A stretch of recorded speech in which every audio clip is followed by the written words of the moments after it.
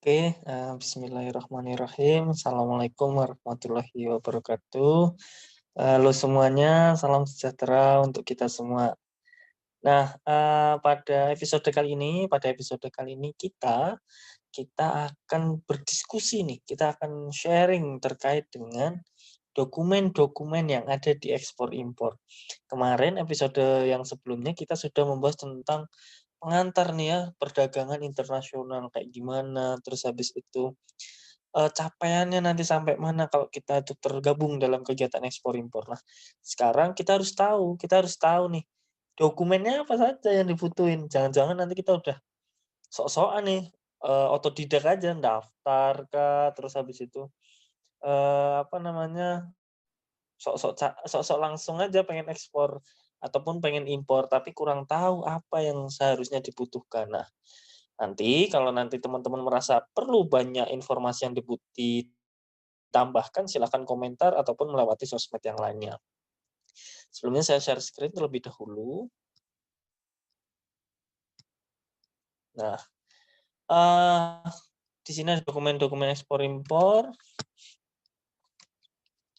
Nah, di sini kalau teman-teman, di sini bila teman-teman bisa lihat maka, dokumen ekspor impor itu yang pertama ada sales contract. Di sini adalah berisi dokumen penjualan tentang kesepakatan antara eksportir dan importir. Nah, itu namanya disebut dengan sales contract atau kontrak penjualan bahasa Indonesianya.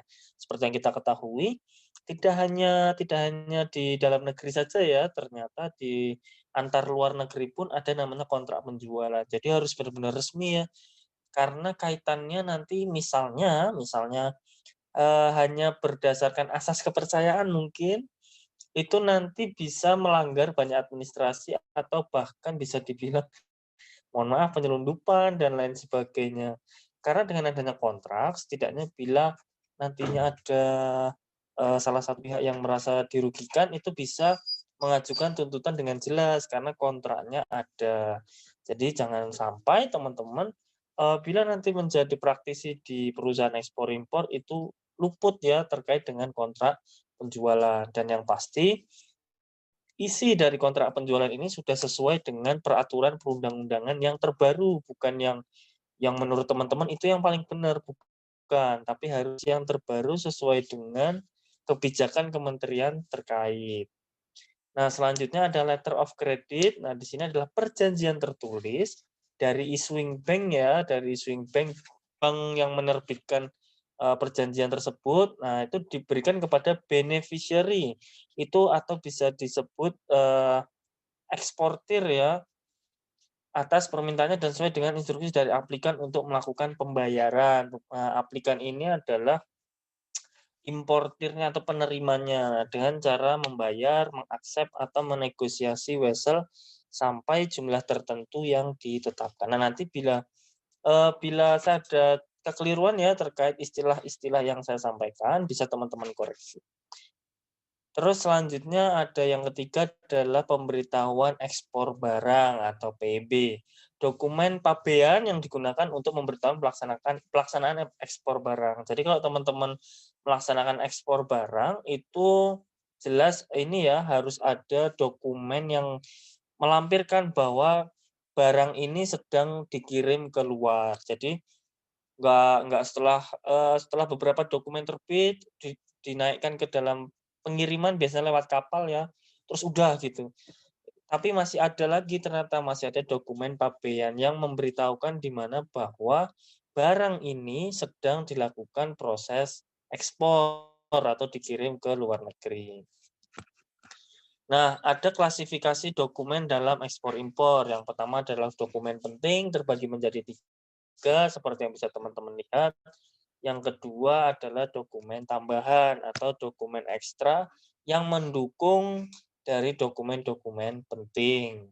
Kalau dokumen penting jelas ya karena ini penting pasti wajib ada. Dan dokumen tambahan adalah dokumen-dokumen ekstra yang sebaiknya ada untuk semakin lengkap, namun sesuai dengan perjanjian. Bila di perjanjiannya tidak harus ada, ya berarti tidak harus ada.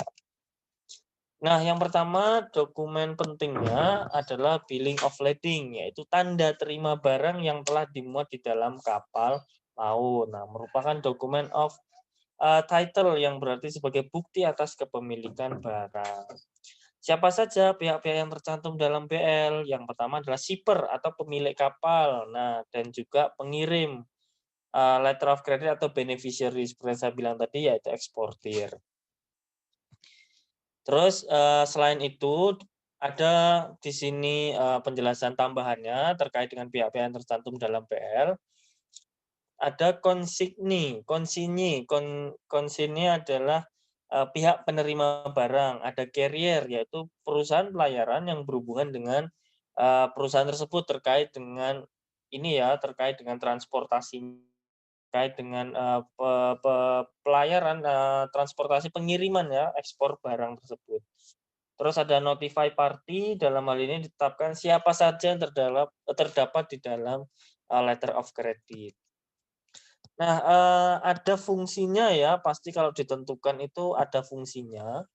Fungsi dari bill of lading atau BL tadi adalah sebagai tanda penerimaan kwitansi. Nah, sebagai tanda penerimaan bentuknya kwitansi ya, barang-barang yang diterima oleh pengangkut atau carrier dan pengirim barang atau shipper, dan selanjutnya barang tersebut diserahkan kepada pihak penerima yaitu konsigni sebagai bukti kepemilikan atas barang. Nah, pastinya ada perjanjian lagi. Nah, mungkin bagi teman-teman terlalu banyak dokumen, terlalu surat, terlalu perjanjian. Apa tujuan sebenarnya? Tujuannya satu, mengamankan masing-masing dalam kegiatan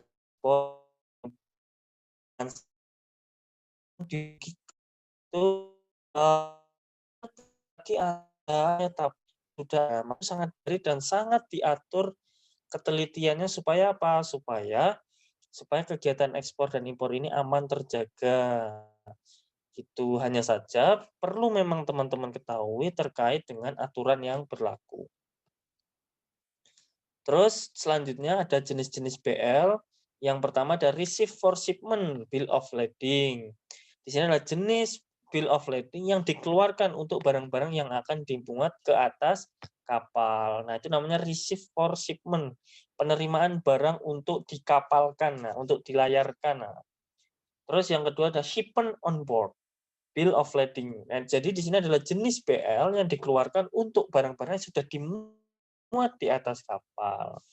Nah, jadi apa namanya tadi yang receive for shipment ini adalah keterangan di mana barang ini akan dinaikkan ke atas kapal. Sedangkan shipment ini adalah tahapan lanjutannya, di mana BL ini digunakan untuk menyatakan bahwa barang-barang ini sudah masuk ke dalam kapal. Nah, ini setiap proses yang mungkin sesimpel itu saja itu diatur ya. Nah, di sini ini contohnya ya, contoh dari bill of lading. Terus mungkin bisa teman-teman nanti tambahkan ya contohnya bila menemukan yang lain. Nah, di sini selanjutnya ada dokumen-dokumen pengangkutan. Nah, untuk kargo penerbangan ini ada airway bill. Nah, di sini tanda penerimaan barang yang dikirim melalui udara untuk barang dan alamat tertentu. Jadi bedanya sama yang tadi, kalau tadi shipment di kapal ya. Nah, sedangkan ini melalui udara. Nah, ini contoh airway bill kayak gini. Mungkin nanti teman-teman bisa tambahkan. Terus dokumen pengangkutan terkait dengan railway, berarti terkait dengan kereta. Nah, kalau teman-teman pernah lihat kereta lewat ya, itu bukan kereta penumpang tapi kereta barang. Nah, itu sedang melakukan pengiriman, itu juga bisa. Terus, nah ini contohnya railway bill seperti ini. Secara umum ya, mungkin sekarang sudah diperbarui, sudah online juga, digital juga mungkin. Jadi apa namanya, bill-nya bentuknya lebih mungkin bisa jadi lebih simpel ataupun lebih kompleks, lebih komprehensif ya, sehingga segala informasi sudah tertera. Dokumen penting lainnya adalah invoice. Invoice atau faktur yaitu suatu dokumen penting yang berisi jumlah barangnya, perhitungan pembayarannya, dan juga harga satuan dan harga total. Jadi, kalau teman-teman pernah mendengar invoice atau faktur dalam penjualan perusahaan, nah ini hampir mirip ya, hampir sama. Dan pasti harus ada ya, karena suatu perusahaan ya harus tahu ya berapa yang harus dibayar dan detail harganya seperti apa, supaya tidak ada namanya markup yang dilakukan secara sengaja dan tidak bertanggung jawab. Nah, maka dari itu harus dijelaskan secara detail bagaimana perhitungannya dan juga harga satuannya. Nah, jenis-jenis invoice yang pertama ada pro forma invoice. Di sini merupakan tawaran kepada pembeli untuk menempatkan pesanannya yang pasti. Biasanya digunakan apabila apa? Apabila pembayaran atas harga barang dilakukan sebelum pengapalan. Terus barang-barang diekspor sebelum adanya kontrak perdagangan yang pasti. Jadi makanya dikasih invoice, setidaknya mengamankan dulu kontraknya, nanti sebelum dibuatkan kontrak yang resmi. Ya, ini contoh dari pro forma invoice. Ini bentuk simple ya, namun memang sudah informatif. Nanti kalau teman-teman punya contoh yang lain bisa diberikan.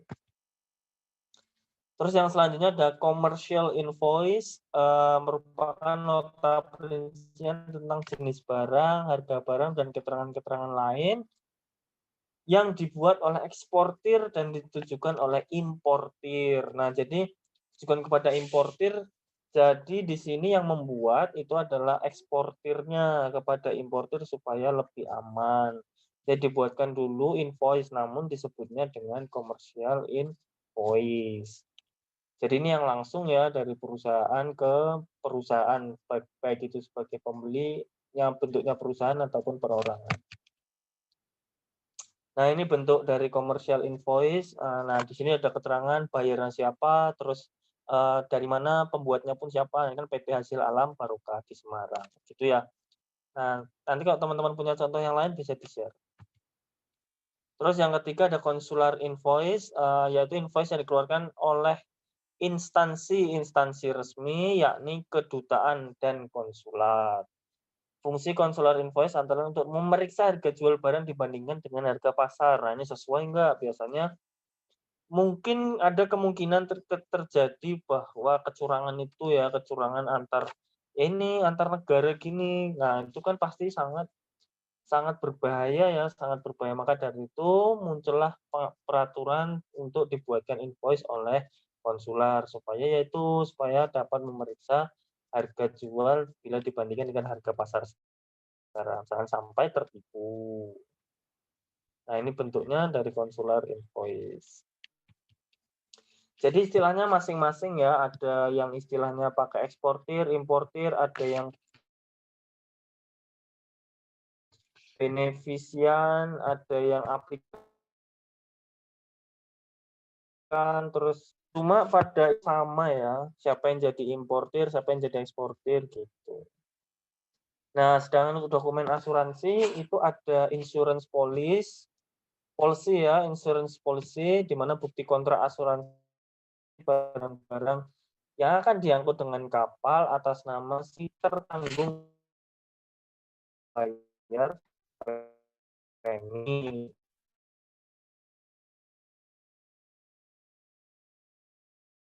Yang kedua ada insurance certificate, keterangan yang menerangkan barang-barang. Yang ketiga perusahaan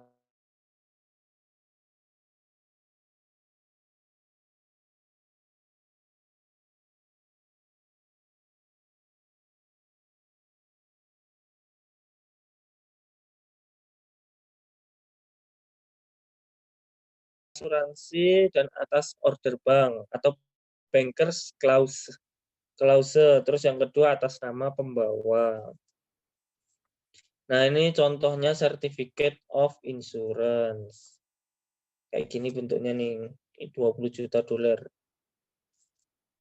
Terus ada dokumen-dokumen tambahan, di sini berisi tentang pertama ada packing list, dokumen berisi daftar perinciannya, barang-barang dan jumlah satuan dari barang tanpa adanya nilai mata uang. Yang kedua ada Certificate of Origin, seperti yang teman-teman ketahui, yaitu berbentuk surat pernyataan yang dikeluarkan oleh instansi yang berwenang, siapa saja disebutkan di situ, dan ditandatangani oleh yang membuktikan, yaitu negara asal barang. Terus yang ketiga ada Certificate of Inspection, nah suatu keterangan tentang keadaan barang seperti mutunya seperti apa dan lain sebagainya, kualitasnya, harganya, nah itu ada sertifikatnya. Jadi sangat banyak ya apa namanya berkas-berkas yang dibutuhkan oleh suatu perusahaan sebelum mengekspor. Tapi khususnya di Indonesia ya ini dokumen tambahan yang sekiranya untuk memberikan rasa aman ya, memberikan rasa aman kepada penerima atau sebagai importir agar apa? Agar percaya pada kita bahwa produk yang kita kirim ini dan juga perusahaan kita ini sudah ini ya trusted banget lah bahasanya gitu. Jadi layak untuk dibeli, layak nggak usah di apa namanya, nggak usah dipertimbangkan ulang lah, pokoknya percaya aja lah sama perusahaan kita karena kita dokumen tambahannya juga lengkap, nggak usah diragukan lagi lah. Nah ini bentuk dari packing list, terus ini bentuk certificate of origin, ini quality of certificate of inspection, ini certificate of quality. Lalu selanjutnya di sini ada surat pernyataan mutu. Nah, surat pernyataan dari eksportir bahwa komoditi yang diekspor memenuhi standar. Jadi komoditas-komoditas yang kita kirim itu kan juga ada aturannya ya, mana yang boleh, mana yang tidak. Nah, yang boleh pun harus ada keterangan mutunya. Ini layak enggak, standar, sesuai standar atau tidak. Jangan sampai importir itu merasa dirugikan ya dengan barang-barang yang tidak sesuai standar mutu. Terus ada sertifikasi mutu, di sini surat pernyataan diterbitkan oleh lab penguji mutu bahwa barang tersebut sesuai dengan standar. Terus ada bill of exchange, ada vessel export. Di sini adalah dokumen yang dipersiapkan, ditandatangani oleh eksportir dan dialamatkan kepada importir untuk meminta importir membayar pesanannya terlebih dahulu terhadap barang yang dipesan. Itu namanya bill of exchange. Itu juga termasuk ini ya, juga termasuk dokumen tambahan. Nah, mungkin itu ya yang bisa saya share tentang dokumen-dokumen minimal ya, dokumen-dokumen minimal yang harus dipersiapkan oleh baik eksportir ataupun importir ketika akan melakukan kegiatan transaksi internasional atau perdagangan internasional berkaitan dengan suatu produk. Jadi jangan sampai terjebak, jangan sampai tertipu, jangan sampai melanggar aturan yang sudah ada. Maka kita harus memahami dokumen-dokumen apa saja yang harus dipenuhi agar apa? Agar transaksi internasional atau transaksi perdagangan internasional ini terjadi, terlaksana dengan aman, dengan terbuka, dengan transaksi yang transparan dan juga tidak ada yang dirugikan. Nah, oke. Sampai bertemu di episode selanjutnya. Wabillahi taufik walhidayah. Wassalamualaikum warahmatullahi wabarakatuh. Bye.